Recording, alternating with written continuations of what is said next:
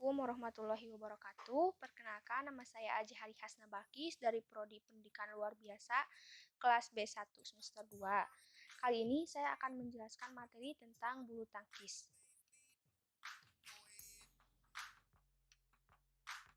Bulu tangkis merupakan suatu olahraga yang dimainkan dengan menggunakan raket dan kok.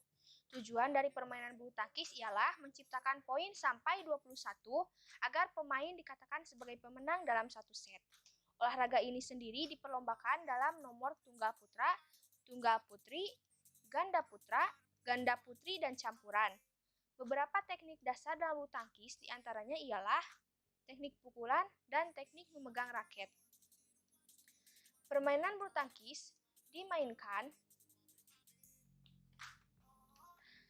pada lapangan yang berbentuk persegi empat, yang mana memiliki panjang lapangan sekitar 13,4 meter dan memiliki lebar lapangan 6,10 meter untuk pertandingan ganda. Sedangkan untuk tunggal memiliki lebar lapangan 5,18 meter. Seperti yang kita ketahui, lapangan bulu tangkis atau badminton ini berbentuk persegi panjang, yang kemudian dibagi menjadi dua bagian, yaitu bidang permainan yang saling berhadapan, serta terpisah dengan net yang membentang di tengah. Dalam lapangan bulu tangkis, ini terdapat beberapa garis yang meliputi garis servis depan, garis servis tengah, garis servis samping untuk permainan tunggal sisi kiri dan kanan, serta garis servis belakang untuk permainan ganda. Garis-garis tersebut mempunyai ketebalan sekitar 40 mm dan warnanya pun harus kontras dengan warna lapangan, sehingga gampang untuk dilihat. Alas dari lapangan ini berbahan dasar sintetis yang lunak dan juga kayu, serta tidak dibolehkan untuk menggunakan permukaan lapangan yang bahannya terbuat dari bahan sintetis keras seperti beton, sebab hal tersebut dapat mengakibatkan para pemain cedera. Berikut ini adalah ukuran lapangan bulu tangkis yang ditetapkan dengan standar internasional. Panjang lapangan badminton yaitu 13,40 meter, lebar lapangan badminton 6,10 meter, jarak garis servis depan dari garis net 1,98 meter, jarak garis servis tengah dari garis samping lapangan 3,05 meter, jarak garis servis depan untuk permainan ganda dari garis belakang lapangan 0,76 meter. Jarak garis samping permainan tunggal dari garis pinggir lapangan 0,46 meter. Tinggi tiang net 1,55 meter. Tinggi net 1,52 meter. Tak hanya itu, terdapat juga ukuran lapangan mini yang biasanya digunakan untuk anak usia di bawah 9 tahun, yang memiliki ukuran panjang 10,05 meter dan dengan lebar 4,40 meter. Dan setiap ukuran lapangan bulu tangkis ini berbeda, tergantung dengan jumlah dari pemainnya. Lapangan bulu tangkis untuk partai tunggal. Pada permainan partai tunggal, lebar lapangan atau bidang permainan menggunakan garis lapangan samping bagian dalam, serta dalam panjangnya menggunakan garis belakang bagian luar. Sementara area permainan partai ganda, lebarnya menggunakan garis luar pada bagian samping dan panjangnya memakai garis belakang bagian luar. Berikut rincian ukuran lapangan bulu tangkis untuk permainan tunggal. Panjang bidang permainan yaitu 13,40 meter. Lebar bidang permainan yaitu 5,18 meter. Panjang bidang penerima servis yaitu 4,72 meter. Lebar bidang penerima servis yaitu 2,59 meter. Yang kedua, lapangan bulu tangkis untuk partai ganda. Pada permainan partai ganda, lebar area permainannya mengenakan garis lapangan samping sisi dalam, sementara untuk panjangnya menggunakan garis belakang sisi luar. Lebar area permainan partai ganda memakai garis luar sisi samping, serta untuk panjangnya memakai garis belakang bagian luar. Rincian ukuran lapangan bulu tangkis untuk permainan ganda yaitu panjang bidang permainan yaitu 13,40 meter. Lebar bidang permainan yaitu 6,10 meter. Panjang bidang penerima servis yaitu 3,96 meter. Lebar bidang penerima servis yaitu 3,05 meter. Teknik bulu tangkis. Seperti haknya permainan yang lain,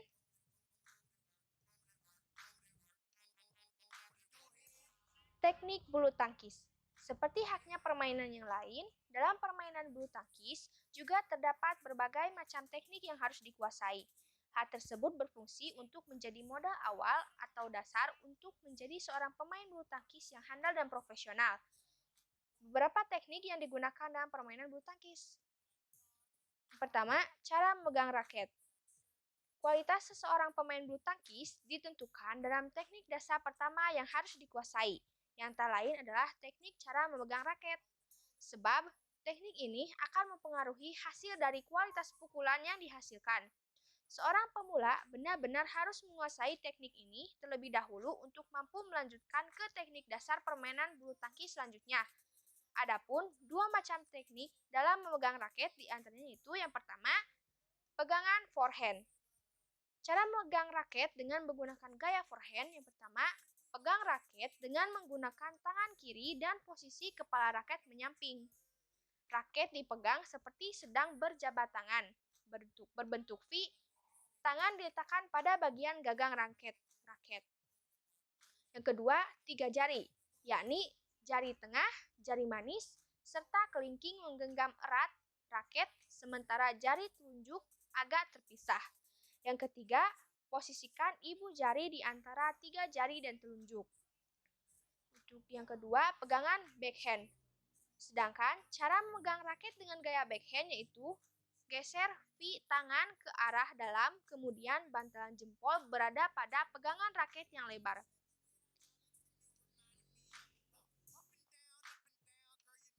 Dan yang kedua yaitu footwork.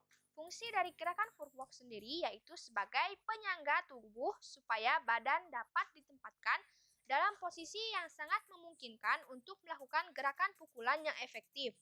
Sehingga, agar pukulan dapat dengan lancar dilakukan, posisi dari pemain haruslah tepat sekaligus memiliki kecepatan gerak. Kecepatan gerak kaki ini tidak bisa dicapai apabila gerakan kaki tidak teratur. Pembahasan yang ketiga yaitu hitting Pembahasan yang ketiga yaitu posisi memukul. Posisi dalam memukul kok juga biasa disebut sebagai preparation. Waktu yang ada sebelum masa persiapan juga akan dipakai untuk menentukan pukulan mana yang akan digunakan nantinya. Oleh karena itu, posisi persiapan ini sangatlah penting untuk dilakukan dengan baik dalam upaya menghasilkan pukulan yang berkualitas. Ada beberapa hal yang perlu diperhatikan dalam melakukan posisi memukul. Yang pertama, yaitu overhead untuk pegangan tangan yang kanan. Cara untuk melakukan overhead pada pegangan tangan kanan, yaitu yang pertama, posisi badan menyamping ke arah net. Kaki kanan terletak di belakang kaki kiri. Pada waktu memukul bola, pemain harus mengalami perpindahan beban berat badan dari kaki kanan menuju kaki kiri. Posisi badan harus selalu di posisi belakang bola yang akan dipukul. Yang kedua, pukulan underhand net. Cara untuk melakukan pukulan underhand net yaitu salah satu kaki posisinya berada di depan, lutut kaki kanan dibengkokkan sehingga paha di bagian bawah agak turun. Lanjut, kerendahannya sesuai dengan ketinggian bola yang nantinya akan dipukul. Sementara pada waktu bola dipukul, posisi kaki kiri harus tetap berada di belakang serta hanya bergeser ke arah depan sedikit. Pembahasan yang keempat yaitu servis. Servis merupakan pukulan yang pertama kali dilakukan untuk mengawali permainan bulu tangkis. Servis ini juga digunakan setelah pukulan mati. Jika dalam melakukan servis salah, maka hal itu akan memberi keuntungan kepada pihak lawan dan menambah poin di pihak lawan.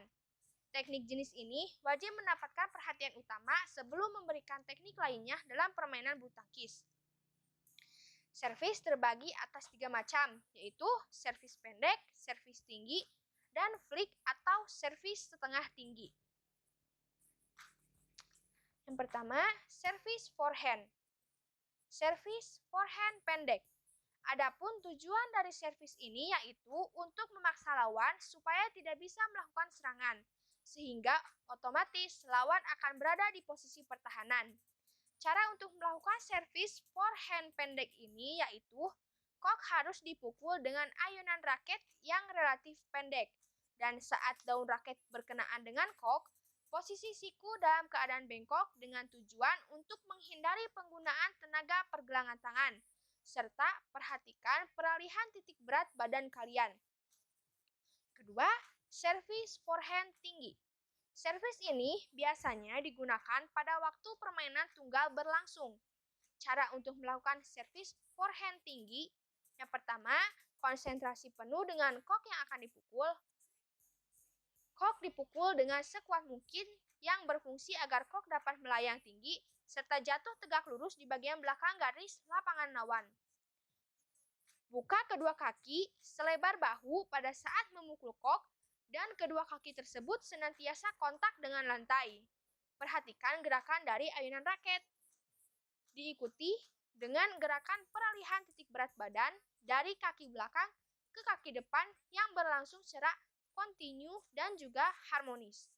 Lakukan dengan sempurna. Servis backhand. Jika sebelumnya biasa digunakan pada waktu permainan tunggal, lain halnya dengan servis backhand yang biasa digunakan pada permainan ganda. Cara untuk melakukan servis backhand yang pertama, salah satu kaki berada di depan, ujung kaki kanan mengarah ke sasaran yang ditargetkan. Yang kedua, buka kaki selebar pinggul diikuti dengan lutut dibengkokkan, sementara sikap badan tetap rileks dan dalam kondisi konsentrasi.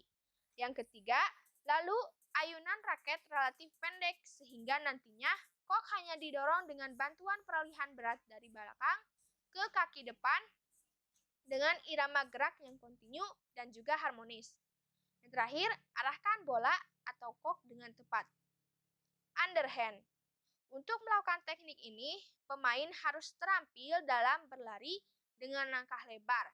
Kaki kanan. Pembahasan yang kelima, underhand. Untuk melakukan teknik ini, pemain harus terampil dalam berlari dengan langkah lebar. Kaki kanan berada di depan kaki kiri untuk dapat menjangkau jatuhnya kok. Dalam posisi menjangkau ini, siku dalam kondisi bengkok serta tetap mempertahankan sikap tubuh yang tegak sehingga lutut kanan dalam kondisi tertekuk. Adapun fungsi dari teknik underhand yaitu yang pertama, untuk mengembalikan pukulan pendek atau permainan net pada lawan. Yang kedua, sebagai cara pertahanan akibat dari pukulan serang lawan. Sebab bila pemain sedang berada dalam situasi tertekan di dalam permainan, maka pemain harus melakukan pukulan penyelamatan dengan cara mengangkat kok tinggi ke daerah belakang ke arah lapangan lawan. Yang terakhir, dapat dilakukan dengan teknik pukulan forehand dan backhand. Cara untuk melakukan pukulan underhand. Yang pertama, pegangan raket forehand untuk underhand forehand, sementara pegangan backhand untuk underhand backhand. Yang kedua, pergelangan tangan posisinya agak bengkok ke belakang, siku pun demikian. Yang ketiga, sembari melangkahkan kaki kanan ke depan, diikuti dengan ayunan raket ke belakang, kemudian pukul bola dan pada waktu perkenaan bola posisi tangan lurus. Yang keempat, bola dipukul kira-kira dekat dengan kaki kanan bagian luar. Yang terakhir, posisi akhir raket sesuai dengan arah bola. Yang keenam, overhead clear atau lob. Overhead clear atau biasa disebut dengan pukulan lob merupakan pukulan jauh dengan hasil kok yang melambung. Pukulan overhead clear atau pukulan lob ini harus benar-benar dikuasai oleh pemain, karena pukulan jenis ini sama halnya dengan beberapa pukulan lainnya. Pukulan overhead clear atau pukulan lob terbagi atas dua macam, yaitu yang pertama, deep lob atau clear merupakan pukulan yang bolanya tinggi ke belakang. Taking lob atau clear merupakan pukulan yang bolanya tidak terlalu tinggi. Cara untuk melakukan pukulan overhead forehand clear atau pukulan lob yaitu yang pertama, gunakan pegangan forehand dan pegangan raket di samping bahu. Kedua, badan menyamping menghadap ke arah net. Yang ketiga, posisi kaki kanan terletak di belakang kaki kiri, serta pada waktu memukul bola harus terjadi perpindahan beban badan dari kaki kanan menuju ke kaki kiri. Posisi badan harus selalu ada dalam posisi belakang bola pada waktu memukul kok. Bola dipukul seperti pada saat gerakan melempar. Pada waktu perkenaan bola, tangan harus dalam posisi lurus. Posisi akhir raket mengikuti ke arah bola, kemudian dilepas, sementara raket jatuh di depan badan. Lecupkan pergelangan pada raket pada waktu perkenaan dengan bola. Yang ketujuh yaitu smash. Smash merupakan gerakan yang paling populer dibandingkan dengan gerakan teknik yang lain. Smash sendiri adalah jenis dari pukulan yang keras dan tajam. Tujuan dari pukulan ini tak lain untuk mematikan lawan secepat-cepatnya. Pukulan smash bisa dilakukan pada posisi sikap diam atau berdiri maupun sambil loncat atau king smash. Pemain harus menguasai teknik smash ini dengan sempurna supaya pukulan yang dihasilkan juga memuaskan. Salah satu manfaat dari pukulan smash ialah meningkatkan kualitas dalam permainan. Cara untuk melakukan teknik pukulan smash yaitu perhatikan pegangan pada raket, sikap badan rileks dan harus tetap lentur. Kedua lutut dibengkokkan serta tetap berkonsentrasi penuh pada kok.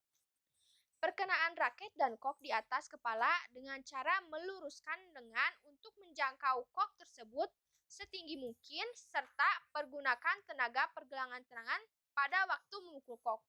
Yang terakhir, lakukan gerak lanjutan dengan cara mengayun raket yang sempurna ke depan badan. Kedelapan, drop shot. Pukulan drop shot merupakan jenis pukulan yang meluncurkan kok ke daerah lawan sedekat mungkin dengan net.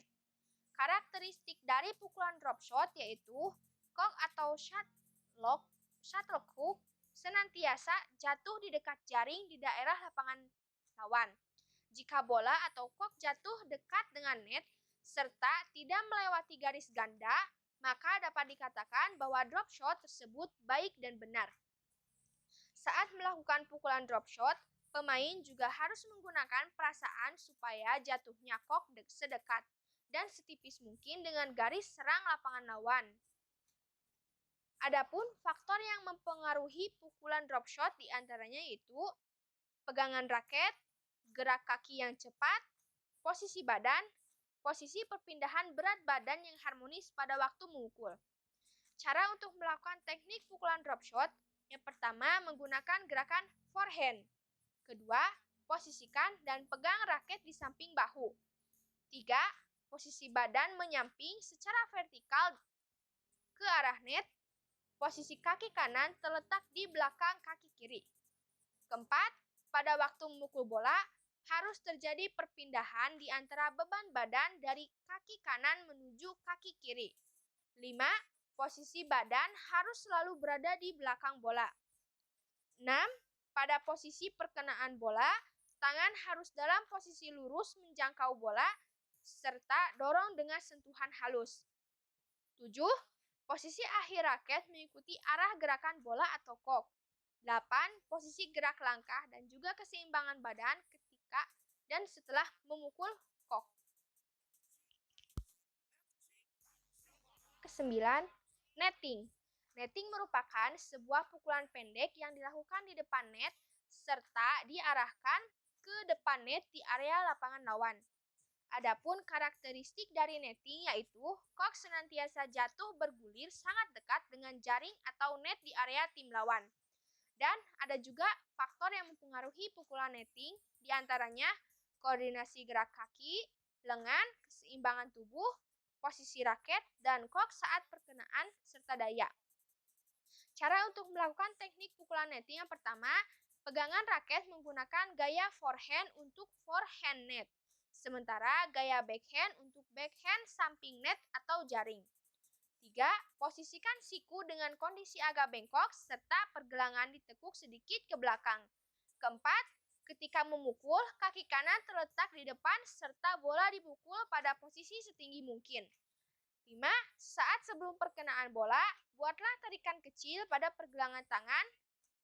Pukullah bola pada bagian lengkung kanan dan juga kiri hingga pada bagian bawah bola. Akhir kepala raket sejajar atau menghadap dengan langit-langit. Yang terakhir yaitu drive. Pukulan drive merupakan jenis pukulan yang cepat dan juga mendatar. Biasanya, pukulan drive ini digunakan dalam permainan ganda. Pukulan drive memiliki tujuan untuk menghindari lawan menyerang, atau malah sebaliknya memaksa lawan untuk mengangkat kok dan berada pada posisi bertahan. Pukulan drive akan memerlukan kekuatan otot bahu serta menggunakan pelecutan pergelangan pada waktu bola sedang dipukul.